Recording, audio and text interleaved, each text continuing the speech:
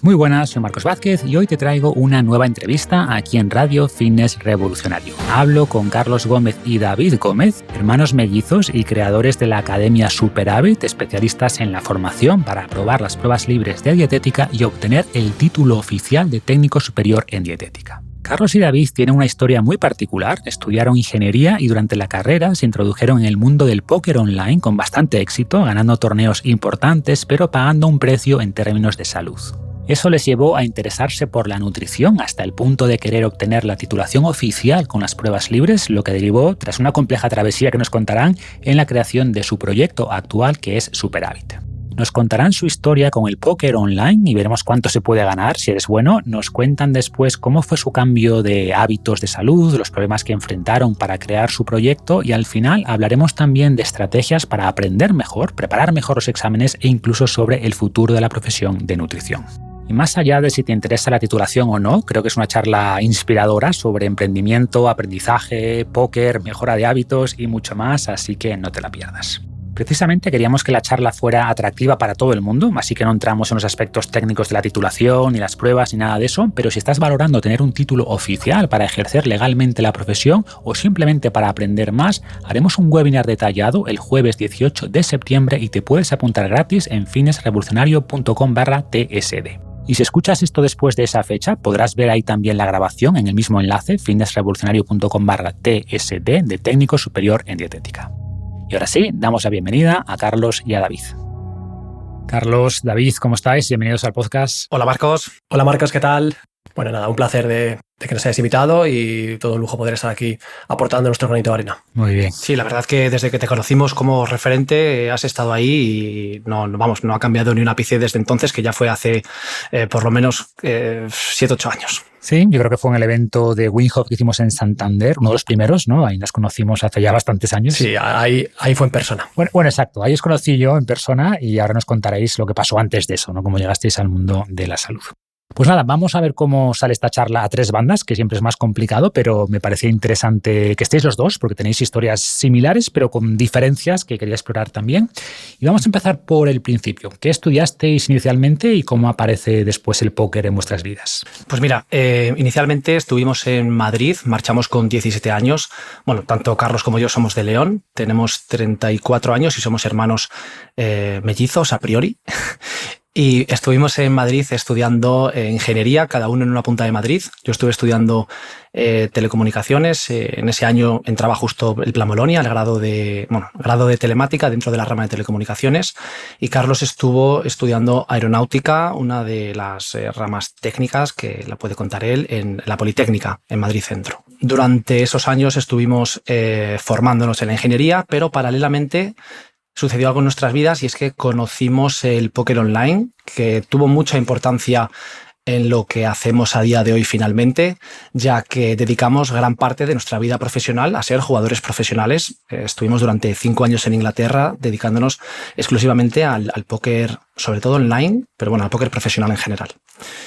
Y a día de hoy, bueno, pues ahora vamos a explicarlo bien, pero el póker también tuvo bastante relevancia en que perdiéramos la salud en cierta medida los dos. Hemos tenido vidas súper paralelas desde que somos pequeños y finalmente hemos optado por tratar de recuperarla aprendiendo al principio por nuestra cuenta, finalmente formándonos en nutrición de forma reglada y a día de hoy pues nos estamos dedicando a una cosa un poco diferente, que es formar a otras personas para que también puedan dedicarse a la nutrición y puedan seguir esa pasión que nos mueve a muchos hoy en día, ¿no? Digamos que nos has resumido ya el viaje completo, pero quería profundizar en el póker, ¿no? Que a mucha gente le va a resultar curioso.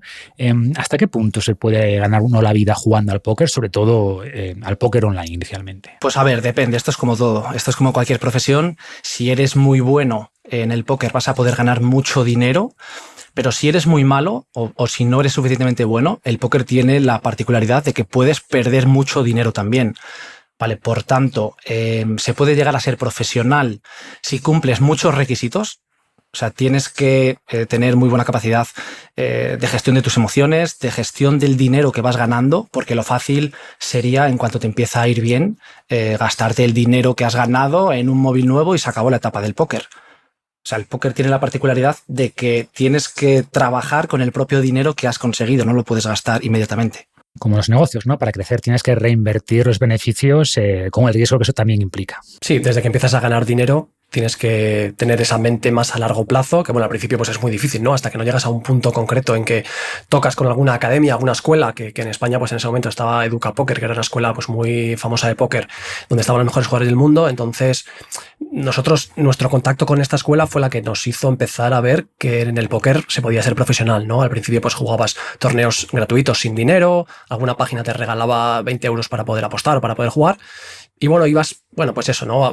Cuando eres, pues con 18 años tienes poco dinero y lo poco que tienes, pues bueno, de vez en cuando, pues bueno, apostabas algo, jugabas algo. Y nosotros, pues empezamos jugando muchos torneos gratuitos, dedicando muchísimo tiempo a la vez que preparábamos la carrera, pues aficionados al póquer online. Y bueno, pues esto, hasta que conocimos a Educa Póquer, esta escuela que nos hizo ver que con una estrategia y siguiendo pues ciertos parámetros que te marcaban, pues podías ir subiendo niveles y llegando a niveles hasta donde pudieras llegar, ¿no? Pero lo normal era que si te lo tomabas en serio, pues había muchos jugadores que nos rodeaban que conseguían llegar muy alto. ¿Y cuánto tiempo le dedicabais al póquer para llegar a ese nivel? Todo el tiempo. Más que a la carrera, ¿no? Seguramente dedicamos más tiempo al póquer que a la carrera. Que a ver, que es cierto que los periodos de exámenes eran 24 horas a la carrera, por tanto eso sumó mucho, pero dedicamos muchas horas a jugar al póquer, incluso sin dinero real al principio, únicamente por afición y por querer ir mejorando para llegar un día a poder ganar dinero.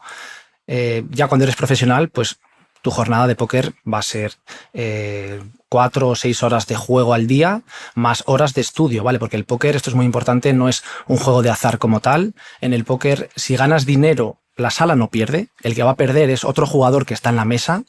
Por tanto, es muy importante dedicar mucho tiempo a estudiar tanto el juego en sí como estudiar a tus rivales. Sí, es un juego de suma cero que se llama, ¿no? Donde para que un jugador gane, pues otro tiene que perder.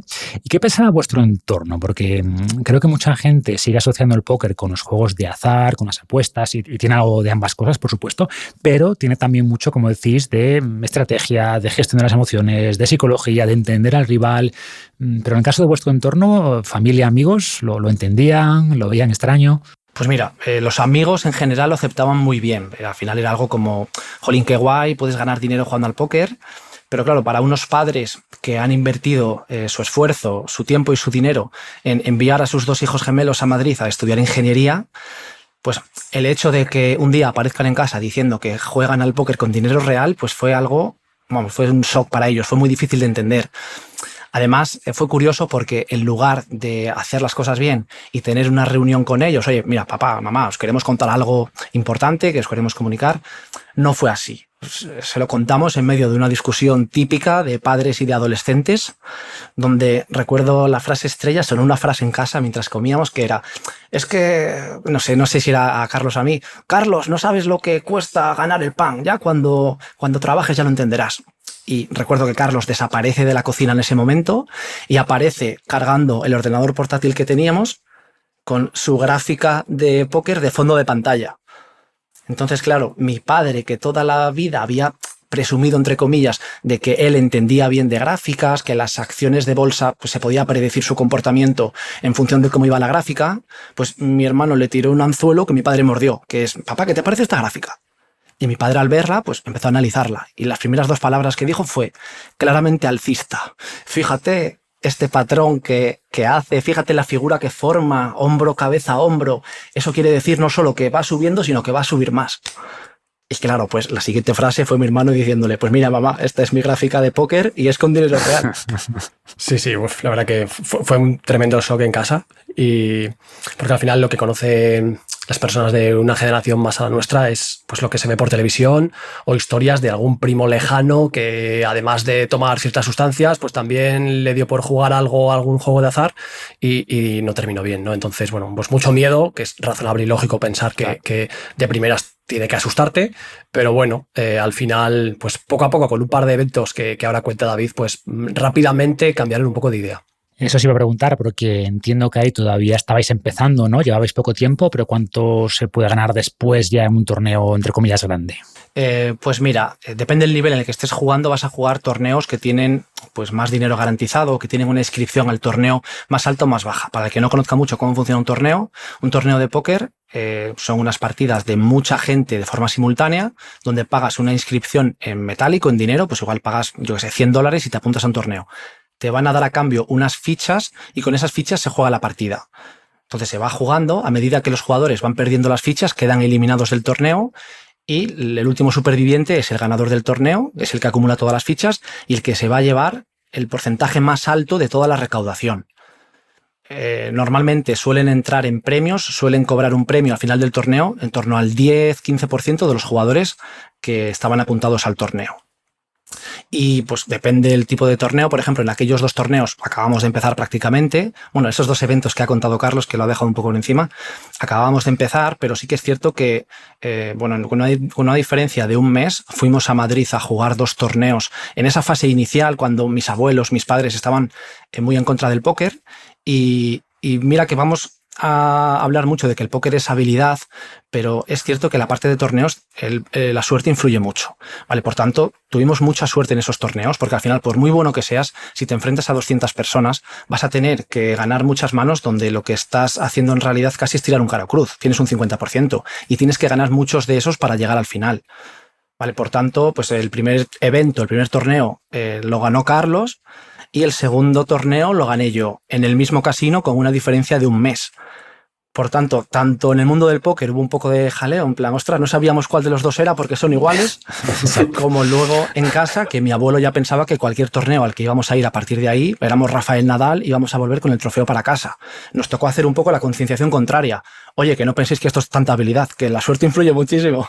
Pero bueno, a lo que me habías preguntado, que era cuánto se puede ganar en un torneo grande, pues a ver, el evento principal de las World Series, que es un torneo que se hace a nivel mundial una vez al año en Las Vegas, tiene $10.000 de inscripción, o sea, para sentarte a jugar pagas $10.000 y el ganador del torneo se lleva $10 millones.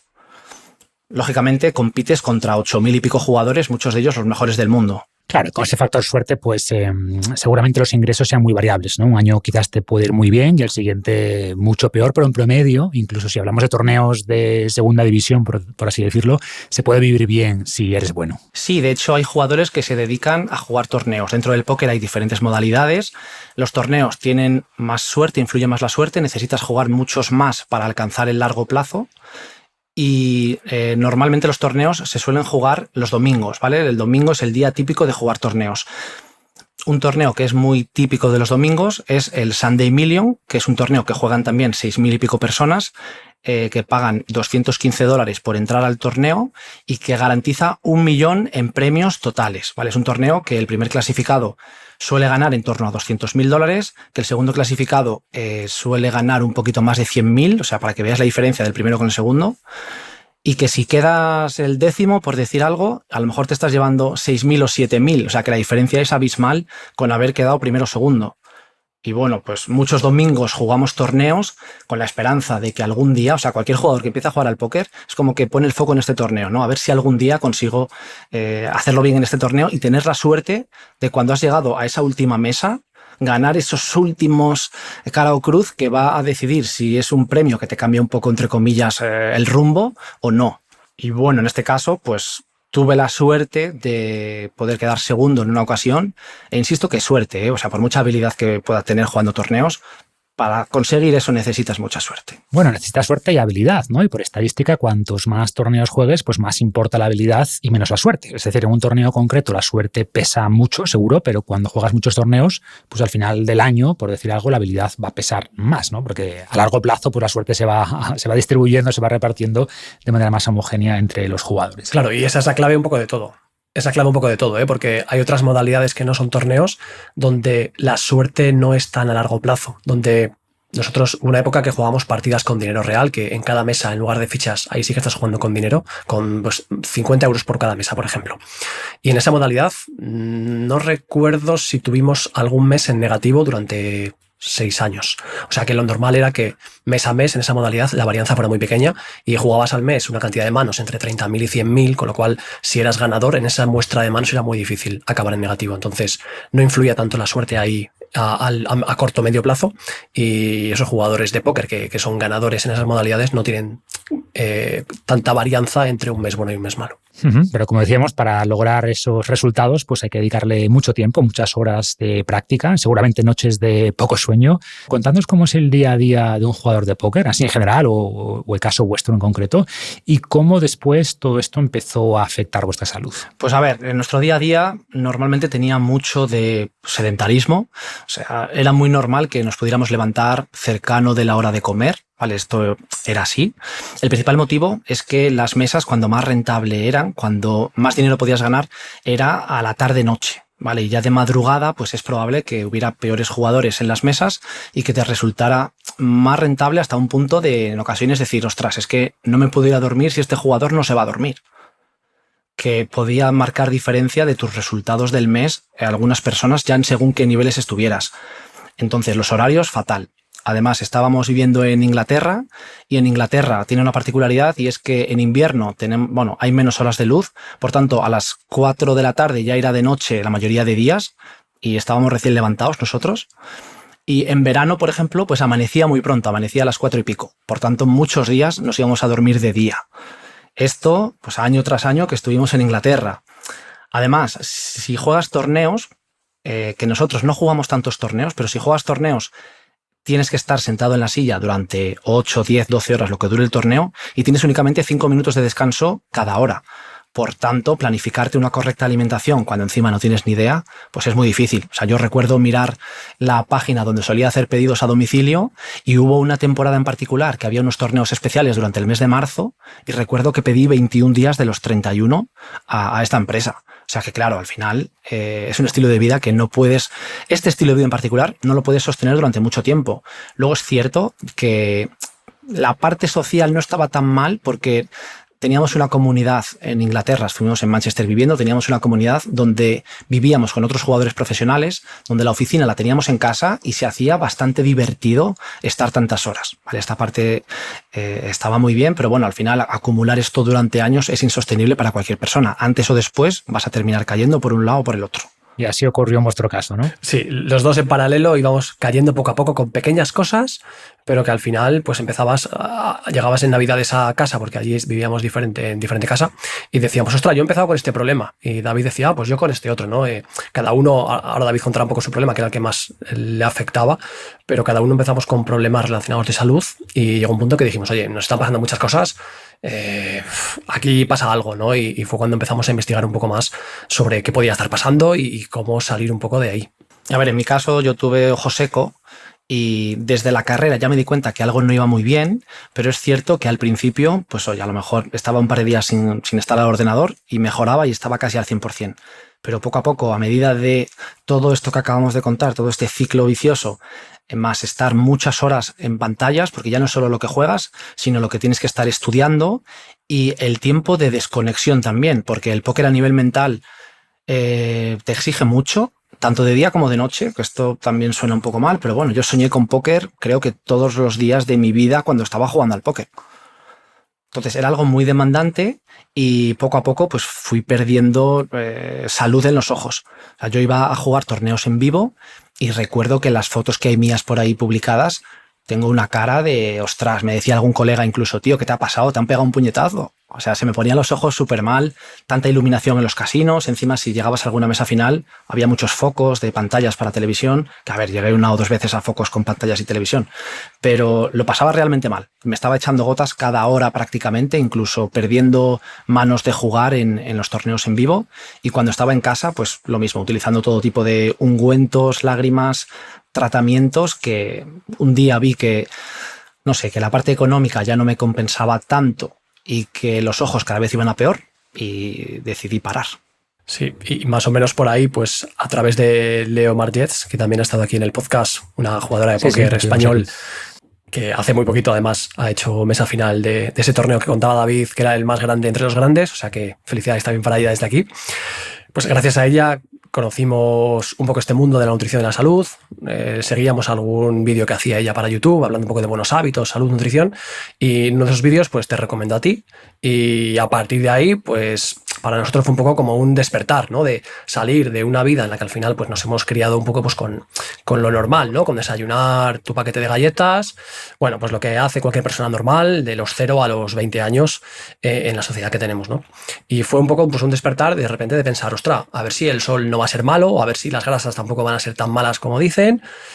Y a ver si va a haber que, no sé, salir a dar paseos, moverse un poco más, dormir un poco antes y empezamos a cambiar un poco todos estos hábitos. Sí, recuerdo que hace muchos años me contactó Leo precisamente porque había sufrido también esos problemas, lo veía muchos compañeros, ¿no? Y quería pues hacer algo para divulgar buenos hábitos. Y de hecho la entrevisté tiempo después cuando publicó su libro y le enviamos un abrazo desde aquí.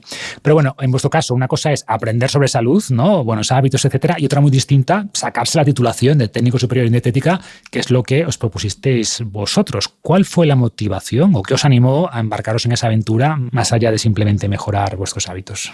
Pues bueno, al final estábamos viviendo en un país donde apenas veíamos el sol, estábamos lejos de nuestra familia y después de varios años nos volvimos a España. Entonces yo seguía jugando, aunque David ya había parado, yo seguía jugando al póker profesionalmente, también estaba dando clases en Educapóker finalmente en esa escuela. Y claro, para mí ese nivel de vida llegó a un punto en que tenía que estar en Madrid compartiendo casa con dos personas que no se dedicaban al póker, porque en España, no lo hemos comentado, pero hubo una regulación a nivel fiscal y a nivel del póker en el que en España solo te dejaban competir contra españoles. Entonces, si querías competir en esos torneos grandes de todo el mundo, tenías que irte fuera de España. Entonces, por eso estuvimos fuera de España, pero llegó un punto que nos dejó de compensar, porque todo lo que te daba económicamente lo perdías en salud, ¿no? Y cuando vimos la importancia de, oye, de acostarse pronto, del sol, de moverse, pues creíamos que estábamos mejor aquí en España que en Inglaterra. Y viviendo en Madrid, pues al final a mí se me hizo complicado. Empecé a tener problemas de sueño también, ocasionados un poco por el estrés de dar clase, más a la vez jugar. Decíamos que era muy exigente jugar al póker, pues si en los descansos encima tenías que estar dando clase y estudiando para dar clase, a nivel mental era muy duro y llegó un punto en que, bueno, estábamos los dos un poco sin saber qué hacer con nuestra vida. El tema del póker, yo empecé a dormir muy mal, a tener niebla mental y había días que no podía jugar, que no podía estudiar y estábamos un poco bloqueados y ahí fue cuando nos picó un poco el gusanillo de, oye, vamos a hacer algo relacionado con nutrición y David encontró que había pues un sistema en España que te puedes preparar por tu cuenta, que no hace falta ir a clases y que te examinas de los exámenes del grado superior en dietética y si los apruebas pues obtienes el mismo título que si hubieras ido a clase. Y lo conocimos, pintaba todo muy bien y dijimos, bueno, pues venga, vamos a estudiar esto. Sí, recuerdo el momento que fue en diciembre de 2018, que al final, oye, había dejado de jugar al póker hacía un par de años y es o tiro por la ingeniería o vuelvo al póker o hago algo que de verdad me motive, ¿no? Y hice una búsqueda en Google para empezar a estudiar algo relacionado con nutrición, pero estábamos en diciembre, finales de diciembre. Lo típico que al final de año dices a ver qué hago para el año que viene y claro, pues la matrícula en un instituto presencial o en las universidades pues era imposible porque estábamos fuera de plazo y quería empezar a hacer algo ya y encontré esta posibilidad de poder estudiar desde casa y empezar pues eso, a tener unos horarios, unos hábitos de estudio regulares y presentarnos a los exámenes en junio. Recuerdo que llamé a alguna academia rápidamente y teníamos 6 kilos de libros en casa, como nos dijo el comercial que nos atendió que nos iba a vender. Y nada, al día siguiente le dije, Carlos, yo voy a empezar con esto, he encontrado esta vía. Y nada, su respuesta fue decirme, pues venga, mañana a las 10 a la biblioteca.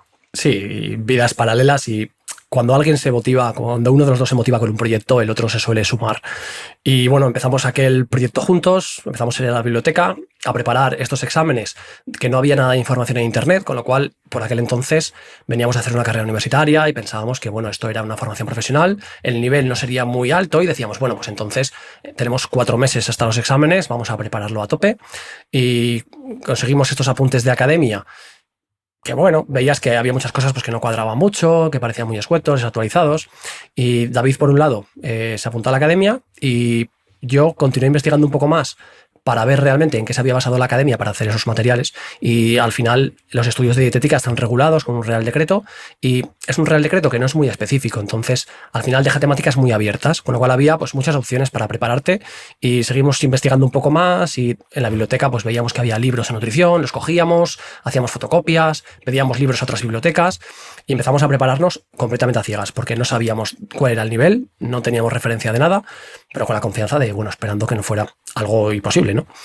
Y estuvimos preparándonos 4 meses, llegamos a los exámenes, ahora lo vemos, ¿no? Que íbamos mal preparados porque al final la preparación que teníamos se alejaba mucho de ser óptima y los exámenes eran 9. Teníamos que hacer un examen por cada uno de los módulos que tiene el grado superior de dietética y al aprobar 9 hacías prácticas y te daban el título. Pues el primer examen que hicimos salimos con la sensación de que aunque nos hubieran dejado todos nuestros materiales encima de la mesa, habríamos sacado la misma nota. Suspendimos el primer examen, suspendimos el segundo examen, entonces ahí, paralelamente a preparar el resto de exámenes que teníamos esos días, empezamos ya a buscar cómo hacer reclamaciones, dónde reclamar, porque no veíamos normal que leyendo el Real Decreto hubiera unos contenidos y los exámenes veíamos muchas preguntas que realmente no nos encajaban dentro de esos contenidos que estaban estipulados y no entendíamos por qué. Pero empezamos a reclamar, con un poco la ignorancia de ser la primera vez que hacíamos estas cosas, pero reclamamos al instituto, a la dirección de área. Bueno, pues tratamos de hacer todo lo posible por buscar un poco lo que considerábamos justicia en ese momento. Y finalmente, después de los 9 exámenes, conseguimos aprobar 5, David y yo. David y yo estábamos decepcionados, muy contentos, por otro lado, por haber conseguido aprobar algunos exámenes, viendo que no coincidía lo que habíamos estudiado con el examen que nos habían puesto. Y hasta el propio instituto nos felicitó por aprobar 5, porque dijeron que nunca habían visto a nadie aprobar 5 exámenes en aquellos exámenes, ¿no? Cosa que nos parecía pues incomprensible, porque nosotros y había muchas personas que tenían titulaciones superiores en salud, en nutrición, en biología, y habían sacado la nota más alta en microbiología, fue un 2 aquel año, ¿no? Entonces veías que algo no cuadraba. Con lo cual, a partir de aquí seguimos con esta vía de reclamaciones, pero también iniciando, oye, abrimos un Change.org para tratar de cambiar las cosas y traté de hacer una página web para llegar a todo el mundo que quisiera estudiar estos exámenes, que estuviera preparándose con academias para decirle, oye, lo que te están dando no es lo que te van a preguntar, hay que tener cuidado, mira qué preguntas de examen nos han puesto a nosotros. Y claro, tuve que aprender pues, cómo se hacía la página web, cómo posicionarla, y como era algo tan específico y no había nada en internet, pues empezó a posicionarse muy pronto y empecé a recibir muchos mensajes de mucha gente dándome las gracias, pero diciéndome, oye, vale, esto está muy bien, pero ¿cómo me preparo? Porque yo estaba con la academia, ¿qué tengo que estudiar? Entonces, pues, si volviera atrás no lo haría, pero sin saber muy bien cuánto trabajo me llevaría, empecé a tratar de, con lo que habíamos recopilado nosotros más, al final ver bien cómo había que formarse, recopilar muchos apuntes de institutos para ver el nivel real de los exámenes, conseguir exámenes anteriores, pues empecé a crear módulo a módulo unos apuntes en PDF. Y empecé a venderlo a través de la página web sin ningún ánimo de dedicarme a ello, únicamente de salvar a estas personas que estaban en una academia y que tenían exámenes a un año vista y que iban a llegar muy mal preparados. Y mi objetivo era que se enteraran antes del día del examen, ¿no? Que fue lo que nos pasó a nosotros y a muchos otros. Digamos que el problema era doble, ¿no? Porque por un lado había poca relación entre lo que se proponía en el Real Decreto y lo que se preguntaba después en los exámenes, y también había poca conexión entre lo que se enseñaba en la academia y lo que había tanto en el Real Decreto como en los exámenes, ¿no? O sea, había doble desconexión. Correcto, o incluso triple, porque luego reclamabas y no te hacía nadie ni caso, ¿no? Entonces, al final, incluso las instituciones, pues al final en esos momentos pues, empezabas a recopilar notas y veías que esto no pasaba en dietética, pasaba en todos los ciclos de pruebas libres de todas las comunidades de España. Y decías, oye, aquí hay algo que está mal, esto no puede ser, ¿no? Y reclamamos al Defensor del Pueblo, a periódicos. Bueno, yo al final pues estaba muy peleón en aquella época y llegamos a tener un juicio incluso planteado contra el instituto, porque yo iba a laboratorios de microbiología y preguntaba, oye, ¿este examen es normal para este currículum? Y me decían, mira, ¿ves este libro que tengo aquí? Es un libro de microbiología de nivel máster, que es lo que te han preguntado en esta pregunta. Entonces, evidentemente no cuadraba con lo que había allí. Y bueno, pues lo que hicimos ese segundo año fue, con la página web que empecé a crear y con los alumnos que empezaban a llegarme, pues ver cómo adaptábamos esos apuntes para que fuera posible superar los exámenes, ¿no? Que al final tampoco eran exámenes súper difíciles, lo que pasa que no se adecuaban a lo que se suponía que tenía que entrar y a lo que las academias estaban ofreciendo. Y bueno, como éramos un poco peleones, pues llegó la pandemia, que eso nos vino muy bien porque yo iba muy mal preparando los libros. Durante todo el año solo pude preparar 6 módulos de los 9 y gracias a la pandemia, porque al final ahí pues pude estar en casa centrado en elaborar libros. Me centré mucho porque al final sentía la responsabilidad de tener muchos alumnos ya confiando en mí y yo solo les podía entregar del libro en libro. Y de hecho, cuando acabé el último libro, revisé el primero y les hice un descuento porque era un desastre. O sea que bueno, poco a poco pues fui mejorándolos. Y en esa segunda convocatoria volvimos a los exámenes, que a pesar de estar en desescalada, en pandemia, no se aplazaron. Se habían aplazado, pero los convocaron avisando con 15 días y nos tuvimos que ir a Madrid viajando ilegalmente por la desescalada para poder examinarnos. Y bueno, nos pegamos un apretón fuerte para esta segunda convocatoria y íbamos un poco pues, con ganas de venganza, ¿no? Y de demostrar un poco que lo que había pasado el año anterior pues que no era lo normal. Y en este segundo año pues tuvimos la fortuna de hacer pues, unos exámenes muy buenos. Tuvimos suerte en la preparación también, porque al final aquí mucho de lo que hacemos hoy en día es conocer muy bien, pues oye, qué nivel dan en los institutos y al final pues adaptarnos a esto.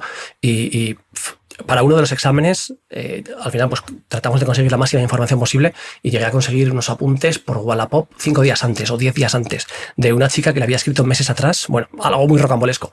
Pero al final conseguimos sacar sobresalientes y notables en módulos donde el año anterior habíamos sacado un 2 de máxima nota. Entonces, para nosotros fue decir, oye, vale, algo de razón podíamos tener. Y veíamos que los alumnos que habían ido con nosotros pues habían hecho aprobados 6 de 6, 7 de 7. Había algún módulo el primer año que no había aprobado nadie, que en este segundo año éramos 4 personas en el examen de laboratorio, porque habíamos aprobado 4 personas cuando veníamos de 2 años con 0 aprobados. O sea que vimos que de verdad, ajustándonos a lo que impartían en clase, los exámenes se sacaban, ¿no? Y tampoco eran personas eruditas, eran personas normales, oye, que habían preparado algunos contenidos normales sobre los que te preguntaban en ese instituto. Así que bueno, segundo año muy bien, un poco con la piel en juego, pero bueno, salvamos muy bien el segundo año y a partir de allí, pues nosotros a nivel personal muy realizados, pero con ganas de seguir contribuyendo y seguir haciendo que los alumnos que quisieran ir por esta vía, que puedes estudiar desde casa y puedes formarte a tu ritmo, pues que tuvieran la oportunidad. También en los exámenes hay un componente de suerte, pero seguro que menos que en el póker, ¿no?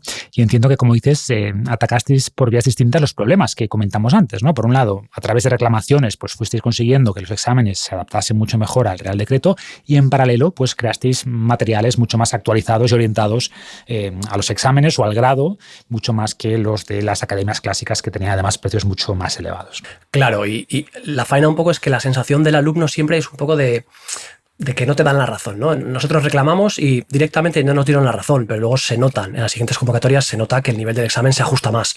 Al instituto sí que le dan ese toque pues para que haga las cosas lo mejor posible. Uh-huh. ¿Y cómo diríais que ha evolucionado este ámbito durante los últimos años? Tanto las pruebas como tal, en las distintas comunidades, como el crecimiento de superávit o la forma en la que llegáis a la gente.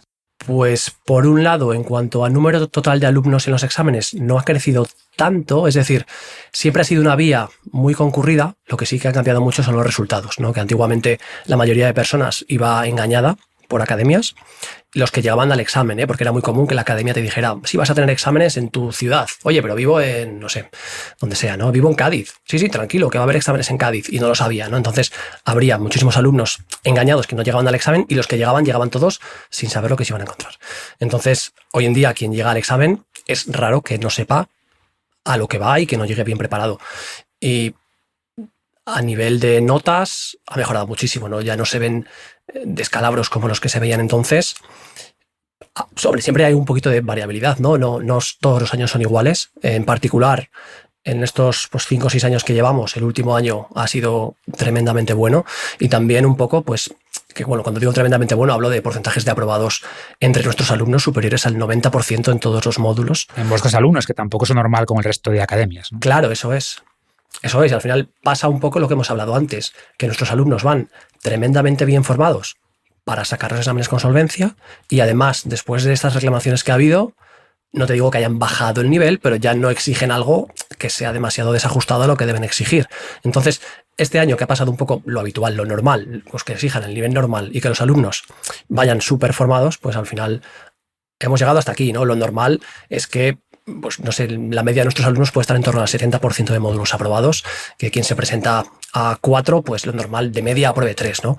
Quien estudie más, pues aprobará todas, y el que estudie menos o el que vaya sin prepararse mucho, pues igual hace un 0 de 4 si no estudias, ¿no? Pero lo normal es que si te lo trabajas y lo preparas, lo que nosotros decíamos que había que tratar de conseguir aprobar todo en una convocatoria, que eso lo veíamos como algo conseguible, eso lo conseguimos en el primer año que empezamos con la escuela que tenemos hoy en día, que nosotros empezamos con aquel blog pequeñito y en 2022 empezamos con Superávit, y en esa primera convocatoria ya hubo 4 alumnos que aprobaron 9 de 9, ¿no? Todos los módulos en una sola convocatoria, lo cual para nosotros pues fue la realización personal y el sentir que, oye, pues teníamos razón en que este era un sistema que quien se lo preparara bien, esto tenía que pasar, ¿no? Que pudiera aprobar todas.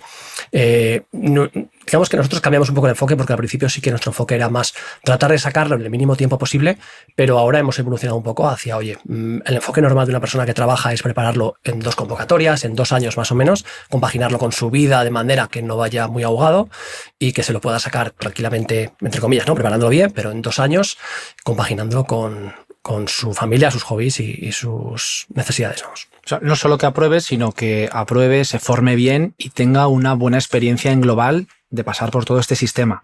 Tanto la preparación con nosotros como la experiencia en las pruebas, el trato con los profesores o el personal del centro. Valoramos mucho cuando todo ese trato es muy bueno, también por la parte de los institutos, ¿no? Que al final, oye, se suele declarar un instituto donde se hacen las pruebas y estás un poco dependiente de las personas que puedan trabajar en ese centro.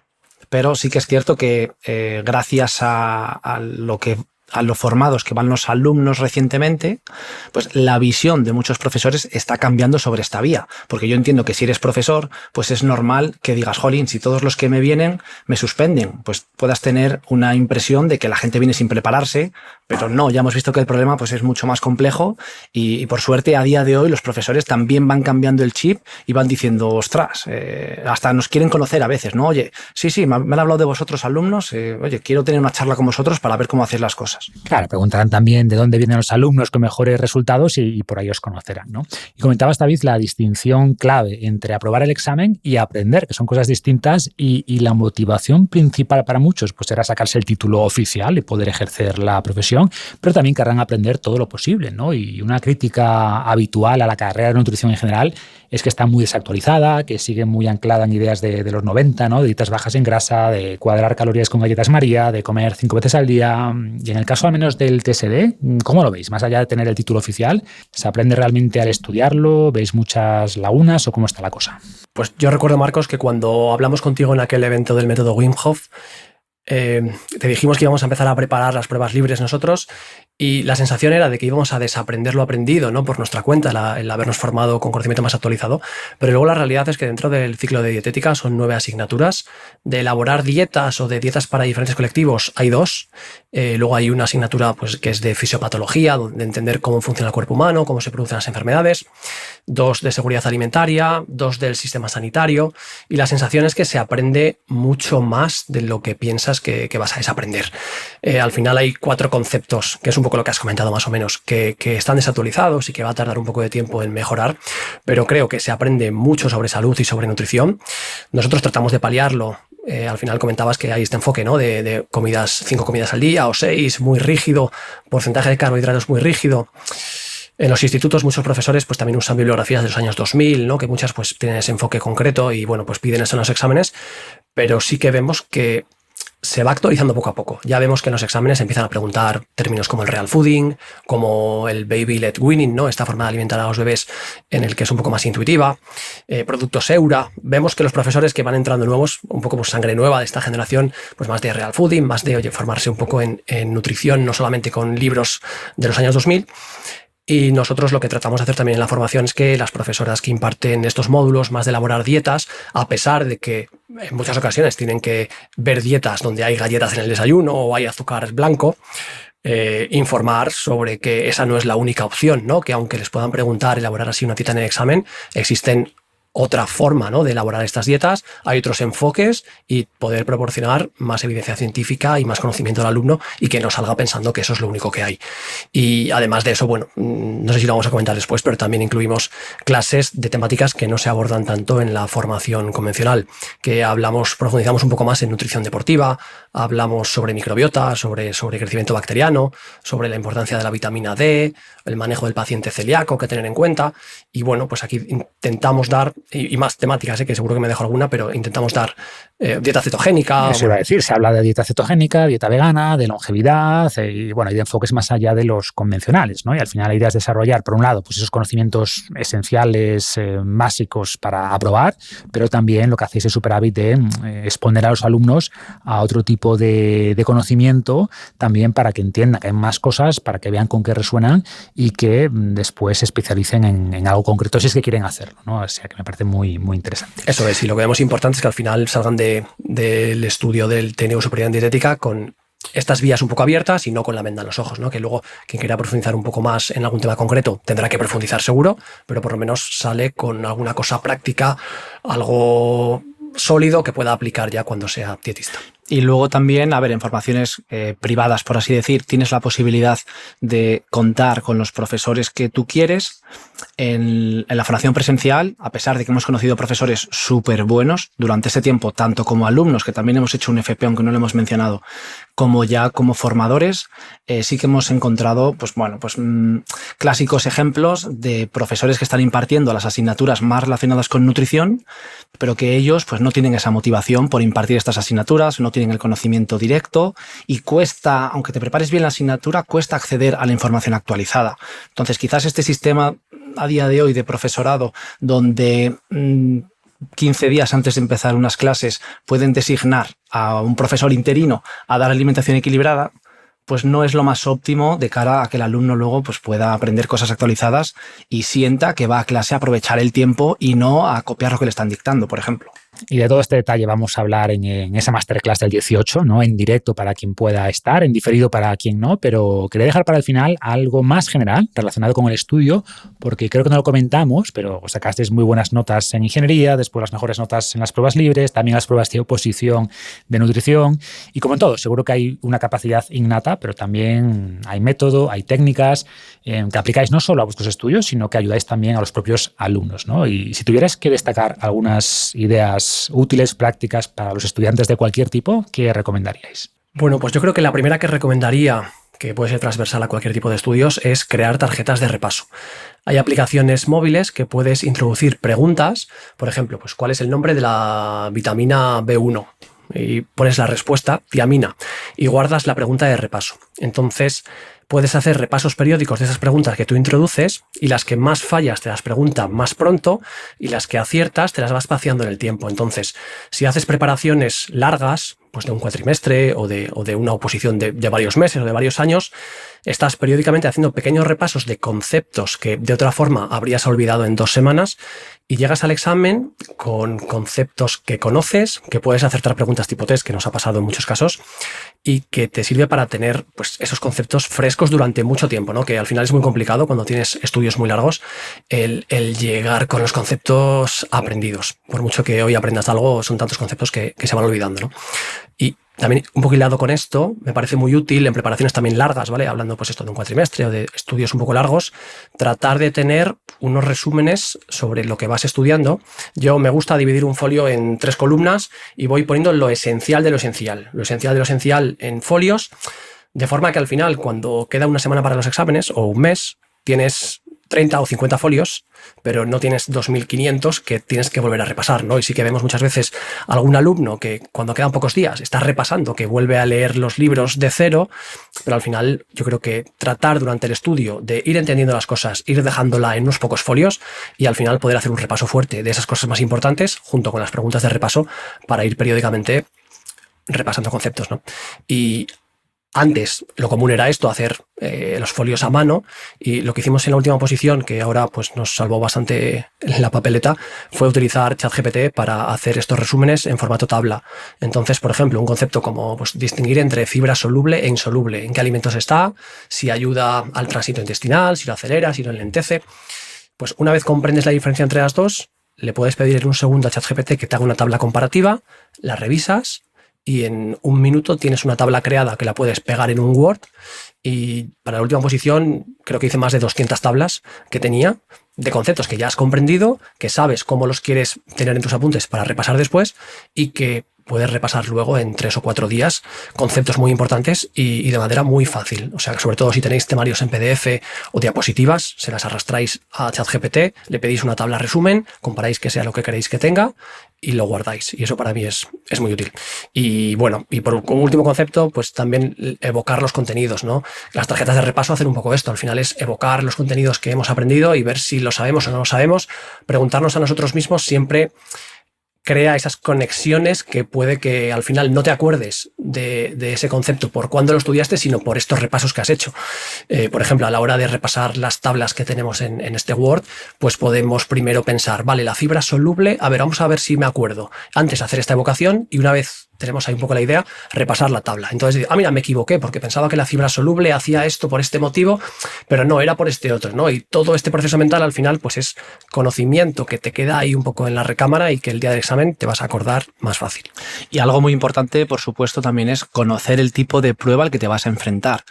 Nos pasa, vemos a muchos opositores dentro de la formación que tenemos para oposiciones que no conocen bien los detalles de la prueba o no conocen tampoco la puntuación negativa que tienen los fallos si se están enfrentando a un tipo test, ¿no? Pero si estás preparando una oposición y vas a tener una parte oral, pues tendrás que dedicar durante tu preparación bastante tiempo, a preparar muy bien esta parte oral, no dejarlo todo a la suerte, preparar un poco la teoría y bueno, si llego a la parte oral, pues ya veremos qué tal me sale ese día. Al final hay que preparar muy enfocado, tanto si es oral como si es un examen a desarrollar o como si es un examen tipo test. De hecho, en los exámenes tipo test nos gusta mucho, aparte de dar técnicas de estudio, dar técnicas para descartar para descartar opciones negativas en un examen. Vale, por ejemplo, muchas veces, imaginad una pregunta tipo test con 4 opciones y hay opciones como muy absolutas, ¿no? Siempre y en todos los casos, esta vitamina se comporta así. Entonces, generalmente las opciones muy absolutas, por poner un ejemplo, suelen ser falsas. Entonces, imagina que en esa pregunta te estaban pidiendo la opción falsa. Pues tendrías ya una respuesta correcta sin ni siquiera conocer de esa temática, simplemente por redactado. Y si os interesa este tema, podéis buscar en Google, que hay varias páginas que te explican muchos trucos que te van a ayudar. Hombre, no te van a aprobar el examen si estás muy lejos, pero te van a ayudar a sacar un poco más, que en una competición contra un opositor, pues te puede dar una plaza o no dártela. Sí, volvemos a la analogía del póker, ¿no? O sea, no hay certezas, pero si además del conocimiento pues tienes estrategias que te ayudan a responder mejor en el examen, pues tienes más probabilidades de sacar más nota, ¿no? Sí. Y para mí, revisar exámenes de años anteriores es fundamental por 2 motivos. Primero, porque entiendes mucho mejor a qué te vas a enfrentar, ¿no? Qué tipos de preguntas hacen, qué cosas suelen salir con más frecuencia. Y segundo, que al probarte con estos exámenes, pues se activa esa evocación que se llama, ¿no? Recordar. Sabemos que al intentar recordar aprendemos mucho más que al simplemente repasar. Pero claro, como es más difícil, ¿no? Pues mucha gente se limita a releer, a repasar y esto pues reduce ese aprendizaje real. Y después, por supuesto, constancia, ¿vale? Como en todo. O sea, sabemos que es mucho mejor dedicar 1 hora al día con un plan de estudio y después de revisión y de prueba periódica que darse un atracón la semana antes, ¿no? Que es mucho menos efectivo para consolidar el conocimiento y bueno, muchas más cosas que también comentáis en el temario de las pruebas. Sí, que es muy importante. Y a la hora de hacer exámenes, comentabas un poco el póker y es un poco parecido a veces, ¿no? También a veces hay que ponerse en esa cabeza del profesor, sobre todo cuando sabes que el examen lo ha elaborado solamente una persona, tratar de entender qué tipo de profesor es, ¿no? Porque hay profesores que ponen exámenes donde cuando ponen opción D, por ejemplo, todas son correctas. Siempre que pone eso, casi siempre lo pone pues porque le facilita o porque tienes enfoque de pregunta. O sea, es fácil encontrar patrones en los profesores y hay profesores que yo recuerdo un examen que hicimos en pruebas libres donde podía haber 20 preguntas donde la D ponía todas son correctas y era siempre la D. Entonces, a la 6ª vez que te das cuenta, cuando llevas 6 que sabes seguro que es la D, dices, vale, esta profesora está clarísimo que tiene un patrón súper desviado a poner siempre esta opción D como la correcta, cuando pone todas son correctas. Entonces, muchas preguntas que no sabías, ante la mínima sospecha de que podía ser la correcta, la D la marcabas. Y esto es así, o sea, es curioso, pero es un poco alumno contra profesor en ese aspecto. Pero igual en una se tira un farol y la correcta es la, ¿no? A veces pierdes algunas manos, es lo que hay.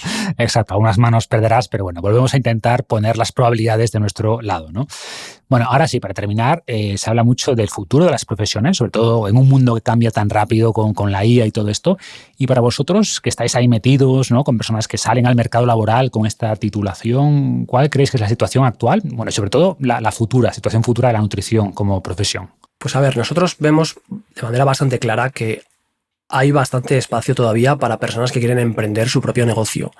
Dentro de la nutrición, personas que quieren montar su asesoría dietética y llevar clientes, evidentemente hay que tener aquí varias cualidades, ¿no? Para montar un negocio en España siendo autónomo, eso está claro, pero sí que vemos mucho hueco, ¿no? Por ejemplo, si comparamos con otras profesiones como la fisioterapia, antiguamente en España no había muchas clínicas y hoy cada 20 metros hay una clínica de fisioterapia. Y en nutrición, los datos de obesidad, sobrepeso y enfermedades pues no dejan de aumentar en España y en Europa y en todo el mundo prácticamente civilizado de Occidente. Y las clínicas que conocemos están funcionando muy bien, ¿no? Con lo cual sí que vemos bastante margen a montar tu propia clínica, a trabajar para otro. Creo que las cosas están, como en general en España, bastante mal. No hay demasiado trabajo para trabajar para otra persona. Pero sí que, bueno, las personas que tengan esas ganas de montar su propia asesoría, sí que vemos ahí una opción. Y hoy en día también en España, pues la vía que ahora se está fortaleciendo un poco es el tema de trabajar en la sanidad pública, que hasta ahora en hospitales no había dietistas nutricionistas, no había apenas técnicos superiores en dietética, y muchas funciones en la mayoría de hospitales de España las estaban desarrollando auxiliares de enfermería, ¿no? O enfermeras o enfermeros. Con lo cual, esto ahora están autorizando, vamos a decir, la figura del técnico superior en dietética en muchas comunidades autónomas dentro de la sanidad pública, también la del dietista nutricionista, y están creando plazas para sustituir a estos auxiliares o estas enfermeras que estaban antes, o creando plazas nuevas para empezar a ya tener un poco más el pie metido en esta sanidad pública. Con lo cual, bueno, yo creo que el futuro por ahora es prometedor, a pesar de la inteligencia artificial. Creo que en este sector no va a ser de las primeras profesiones que termine con ellas. Creo que hay algo de margen todavía. Pero bueno, que evidentemente sin darle la espalda, porque también creo que aporta muchos beneficios en el día a día de cualquier trabajo. Está claro que la demanda es alta, vemos cómo están las calles, solo hace falta abrir un poco los ojos. Y algo muy importante que veo yo en este caso es que el dietista o el nutricionista tiene que formar parte de los equipos de atención primaria, tiene que estar en los centros de salud. Y algo muy bueno que me gustaría destacar aquí es que hay 2 comunidades autónomas en España, al menos 2, que han hecho un esfuerzo grande para incluir al dietista nutricionista en la sanidad pública dentro de atención primaria, en los centros de salud, sobre todo para zonas rurales donde la gente a lo mejor tiene menos acceso a la información, pues va a poder ser derivado, si llega con una diabetes o con una obesidad o un síndrome metabólico, a este profesional que le va a ayudar tanto individualmente como a nivel colectivo, ¿vale? La labor que están haciendo también a nivel grupal, dando charlas en colegios, charlas en residencias, charlas en comedores. Está siendo muy importante tanto en Galicia como en Cataluña, ¿vale? Que han creado bastantes plazas dentro de la atención primaria. Ojalá el resto de comunidades se sumen, no solo al dietista nutricionista, sino que también puedan incluir al técnico superior y que sigan creando estas plazas que estoy seguro que van a ayudar a que, bueno, a poner ese granito de arena y que la salud de las personas pues pueda mejorar un poco. Sí, yo creo que siempre va a haber demanda para los profesionales de la salud, para los buenos profesionales de la salud, ¿no? Que tengan buen conocimiento técnico, por supuesto, y después también esas habilidades más blandas, ¿no? De guiar, de motivar, porque al final todo el mundo quiere mejorar la salud, al final es lo más preciado que tenemos y creo, por tanto, que sigue habiendo mucho espacio para estos profesionales. Bueno, lo dejamos aquí. Muchas gracias de verdad. Recordar a todo el mundo que en el webinar del 18 de septiembre profundizaremos mucho más en toda la parte más técnica de las pruebas libres. Y nada, gracias y cuidaros mucho. Muchas gracias, Marcos. Recuerdo la primera vez que nos vimos en persona que te dije que no bajaras los brazos, que mantuvieras esta motivación que te lleva a hacer esta gran labor por la salud de las personas. Y bueno, pues muchos años después sigues aquí, así que enhorabuena a ti también por la gran labor que haces. Pues lo mismo os digo. Gracias de verdad. Gracias. Chao, chao.